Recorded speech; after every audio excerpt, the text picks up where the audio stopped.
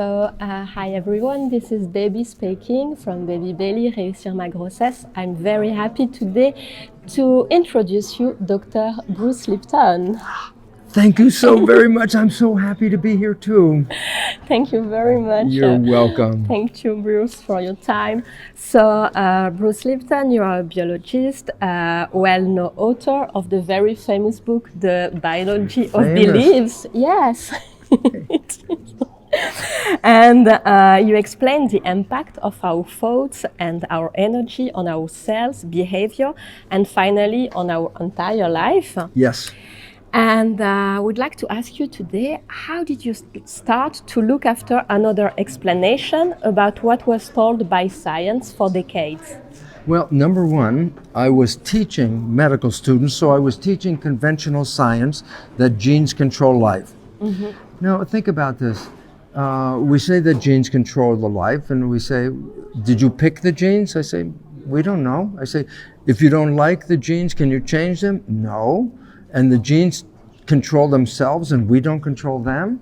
What does that make us? We are victims of our heredity. Oh, there's cancer running in the family, I'm going to get the cancer. Or there's Alzheimer or cardiovascular disease, I have the genes, I'm going to get it. So I was teaching medical students a belief that genes control life and we don't control the genes. Mm-hmm. But my research on stem cells, which everybody hears about today, stem cells, showed that that idea was completely wrong. Mm-hmm. That genes do not turn on and off. That's what we heard. Genes control things, they turn on and off. This is completely false. A gene cannot turn on and off. A gene is controlled by the environment, what's going on in the world. And this is how biological organisms can adapt all the time because the environment's always changing. Mm-hmm. So how can an organism keep surviving when the environment is changing? Yeah. If it was run by the genes, I say, well, the genes are good for this environment, but they won't be good for the next environment. Yeah. And yet we're still here, and the environment's changed. And that's because genes don't make the control, the environment.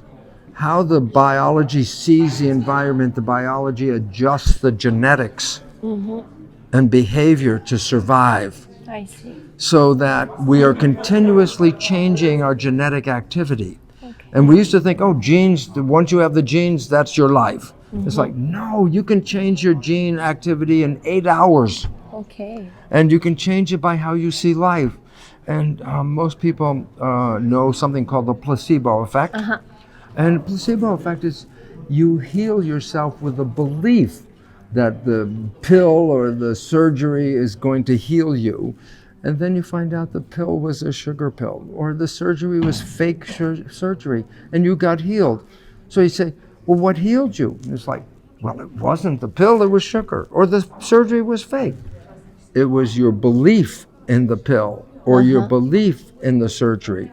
That's what placebo is all about.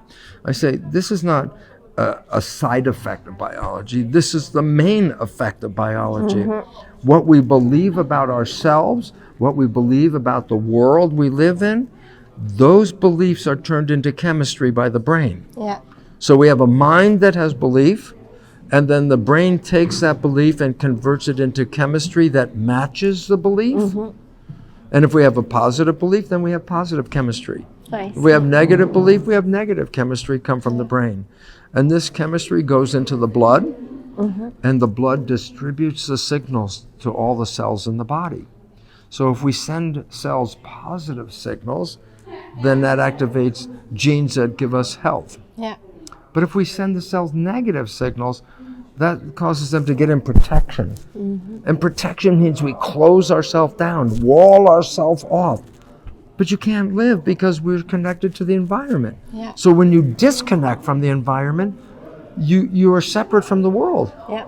And you can't survive that way. I see. So the whole idea is what we really have to recognize is what we believe about the world is turned into chemistry, and that chemistry goes to the cells, and that chemistry controls the genes and it controls behavior. Mm-hmm. So it's very simple. If you're in love, the chemistry from a brain in love is chemistry that gives you growth and happiness. This is why when people fall in love, see how healthy they are, see how much energy they have. Everything is perfect. Everything is beautiful. It's like, is this an accident? I go, no. It's the chemistry of love that gives us a beautiful life. And yet the chemistry of fear is different chemistry. Yeah. And people who are in fear are the ones that get sick and they're afraid and they're scared and they don't do anything because fear shuts us down. I see. Wow. So the idea is, if you want to be healthy, then you be in love. And you don't have to be in love Remember with that. people. You don't have to be in love with people. You have to be in love with something. An artist is in love with painting. A gardener loves to put their hands in the dirt, and when they're digging, they feel happy and healthy.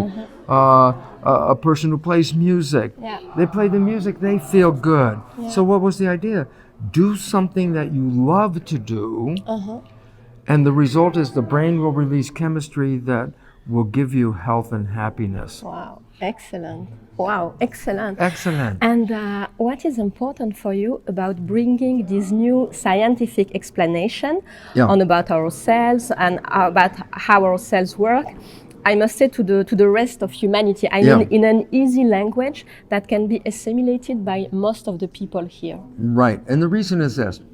Most of us have been programmed as children with beliefs that are not correct. And these beliefs, most of them are disempowering us. They're sabotaging our life. And the idea is we live our life from these beliefs. If you want a different life, we have to change the belief. And my science showed me how belief controls genes. And then I realized I'm teaching medical students the wrong story, that genes are making decisions. It's like, no, the chemistry from our brain is making decisions. And all of a sudden I said, well, if that's true, then I could change my life. And I did. And I started to live a happy life and look for love and enjoy the life. And then all of a sudden I found I haven't had a doctor. I'm 73 now. I haven't had a doctor. The last doctor must have been like 1980 or something like that. No doctors, no drugs, no pharmaceuticals. My best drug is happiness. Wow, that's a good one. And this is important because the world is not in a good position now. We're human behavior is altering the environment. That we are creating what is called a mass extinction. And it happens 5 times in the history of this planet. Life was growing, and then something happened and life got wiped out. Like when the dinosaurs were here, an asteroid hit the Earth and turned the environment upside down, and the animals got wiped out. Well, 5 times this happened in the history. We now know that this is the 6th time. And yet, what we now know is the extinction, the loss of animals, the loss of fish, the loss of insects, is due to human behavior. So we are creating our own extinction. And it says, well, what do we need to do? And I said, we need to change our behavior. And the first thing we need to do is recognize we're not victims. We're creators. We want to create a different life, then it's up to us. It's not going to come through a pill. It's not going to happen through surgery. It's going to happen by changing our mind. We have much more power than what we think. That's when I try to talk to people, because they have been programmed to believe that they have no power. And the new biology is, no, that's completely wrong. We have the power to create the life that we have. And we can use that power to make a sick, unhealthy life. Or we can use the power of our mind to create a healthy, happy, loving experience. Now, at first it was just science. But then I started to use that science in my own life. And what I found out is the joke, I think, is the biggest joke. Because we're told, oh, if you have a good life and you die, you can go to heaven.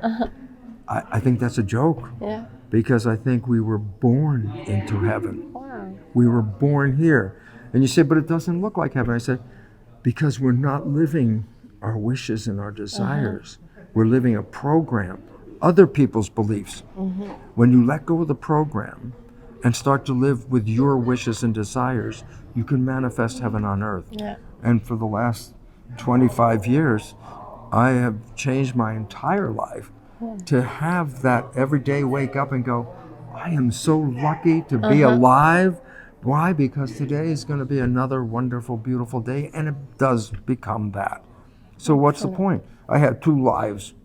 The previous life was the science I was teaching medical students, which is victim. And the new one, which I'm teaching the public, because I don't need to waste my time with medical students. The public needs to know this, because they're the ones that need to know they are powerful. We don't need the pharmaceutical industry. We don't need all those drugs that are killing us. What we need to do is live natural, happy lives, eat natural, good food, and live in love. Because when you live in love, the brain releases chemistry that will give you health in your body. Wow. And we are very grateful for all information that you share with us. And yeah, honestly, I'm so grateful to be with you today. Just amazing. Well, I'm so happy you were here, because I think you can tell your community all the things that you learned here. Yeah, that's also, so I'm a coach expert for pregnant women and couple expecting a child. Yeah. And could you please tell us how our beliefs can impact the new baby growing in the bone of the mother? Very simple. The basic biology says that the chemistry that comes from your brain on belief, so there's different chemistry if you're in love, or if you're in fear, that's different chemistry again. So I say, well, the chemistry goes into the blood, and that affects your body and your genes. I go, yeah, but a fetus growing in the womb is nourished by the mother's blood. So originally they say, well, how do you be a good mother? And they say, well, eat well, do exercises, take vitamins and supplements. And I say, that's all you tell them? I go, the blood is, yes, it provides nutrition to the fetus, but the blood carries hormones and emotional chemicals. So it's not just the nutrition that the baby is experiencing, it's experiencing the chemistry of the mother's emotions. If the mother is afraid, the baby's chemistry is in fear. It doesn't know what to be afraid of, but the same cells affected in the mother are same affected in the fetus. If a mother is love and happiness, that chemistry goes into the fetus. So basically, whatever chemistry the mother is creating in her body, that same chemistry crosses the placenta and goes into the fetus. So if the chemistry is affecting you, it's affecting the fetus. Of course. So that's why a happy mother creates a happy baby. And a mother who is afraid or lives in fear creates a different kind of baby, less intelligent and not very healthy. And this is a fact. So it says if you're going to be a mother, then the idea is the best thing for mothers is be happy. Be in love. Love your life. Because the more love you have in your body, that love chemistry goes into the fetus, and that affects the genes. It's the new science called epigenetics. It's a science of how the environment and your belief is turned into chemistry, which controls your genes. So a positive belief gives a positive gene action, but a negative belief can cause any illness or sickness. And it happens in the mother, and simultaneously in the fetus. So you would advise, if you have an advice to say to the pregnant woman or expecting parents? Remember what your beliefs and attitudes are adjusting the genetics of your child. Negative beliefs and negative attitudes will make an unhealthy child. And love and happiness is the chemistry that will make a very healthy, strong child. Great. Thank you. Last question for this time. If you have an Aladin lamp, what would you like to do? If I had another what? Aladin lamp. Oh, well, I wish this message would go to everyone in the world. Because if everyone starts living in love, then earth will really become heaven. Because when people fall in love, before they fall in love, they could have a terrible life, and then they meet someone and they fall in love, and then one day, all of a sudden, life is beautiful. For them, life is, oh, I'm so happy to be in love. Life is like heaven on earth. And I say, just one day of falling in love. I say, because the chemistry changed. And I said, but if everybody on the planet fell in love, then the whole planet would be heaven on earth. And so let's rub that lamp. And have everybody fall in love, because the future of our world is dependent on love. Great. Thank you. Well, yeah, this is a perfect plan. I want to follow it, definitely. I look forward to your beautiful, happy, Yeah. healthy child. Yes, thank you. They are. Thank you. So thank you very much, Dr. Bruce Lipton. It was a pleasure and an honor. I'm very grateful for your time and grateful for answering all these questions. I will inform my community. And Yes, please. Yes, And I will want to thank definitely. you because I can't talk to everyone, but you can Yeah. take the message and talk to your wonderful community because will. if they understand the message, they can have power too. Yeah. Thank you you very much. You're See you welcome. soon. Thank you. Okay.